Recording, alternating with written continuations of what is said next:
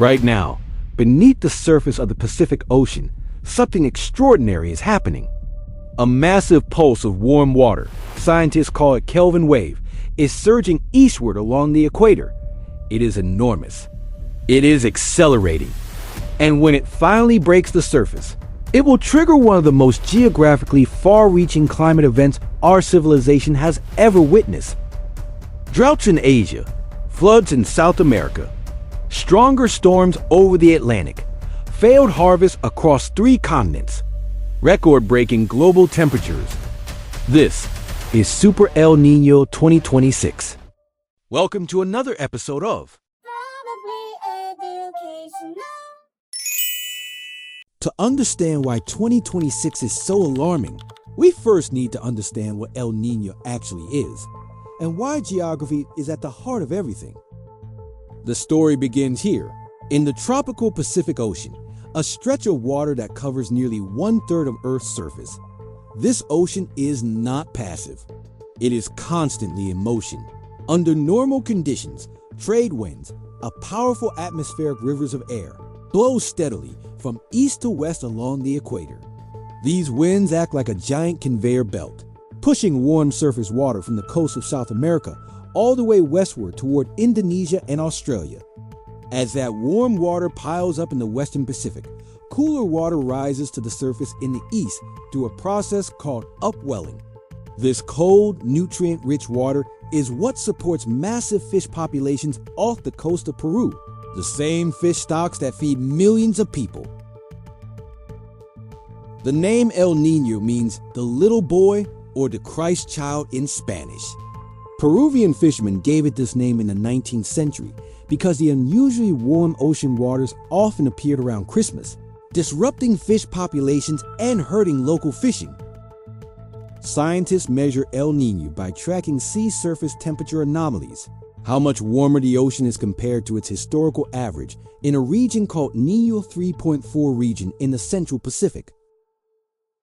A standard El Niño occurs when temperatures in this region are 0.5 degrees Celsius above average for at least 5 consecutive months. A strong El Niño pushes that to 1.5 degrees Celsius above average. A Super El Niño, the rarest and most powerful, occurs when sea surface temperatures exceed 2 degrees Celsius above average, and sometimes push toward 3 degrees Celsius or beyond. Only 2 true Super El Niño events have been recorded in modern history: 1997 to 1998 and 2015 to 2016. Both caused major disruptions to weather patterns across the globe. Now, forecasts from NOAA, the European Center for Medium-Range Weather Forecasting, and Australia's Bureau of Meteorology suggest that a potential 2026 event could be even stronger. So, what exactly is happening right now in 2026? It starts with something called an oceanic Kelvin wave. Think of this as a massive bulge of warm water, hundreds of meters deep and thousands of kilometers wide, that travels along the equator beneath the ocean's surface like a slow-motion tidal wave. It cannot be seen from above, but it can be detected by satellites measuring ocean heat content. In early 2026, NOAA scientists spotted something unusual in the Western Pacific, a massive Kelvin wave carrying an enormous amount of heat beneath the ocean's surface. As April and May passed, the wave kept getting stronger.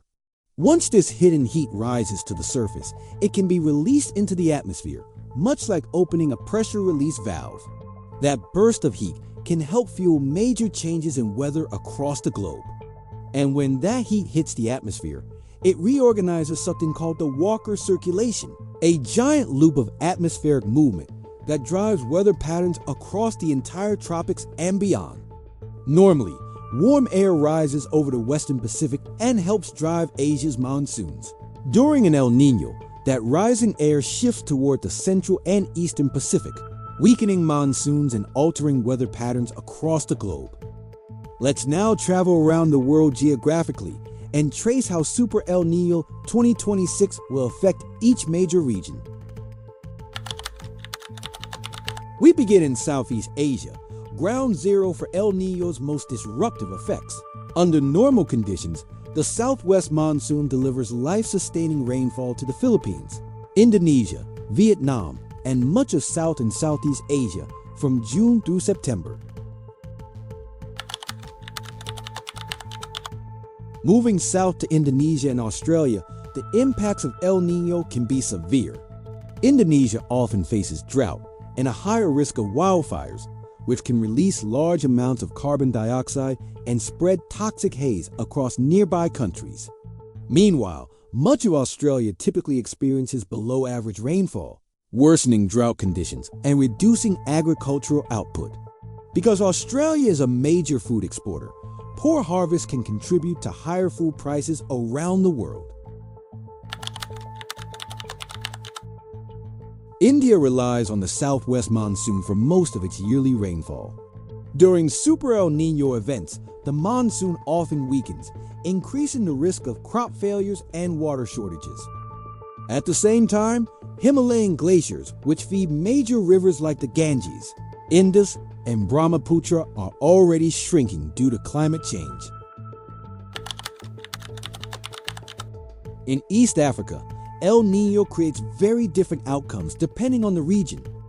Countries in the Horn of Africa, such as Ethiopia, Kenya, and Somalia, often receive heavier rainfall.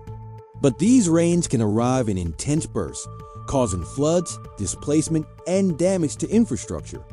Further south, typically face severe drought. The 2024 El Niño already triggered national emergencies in parts of the region, and a stronger event in 2026 could bring even greater challenges.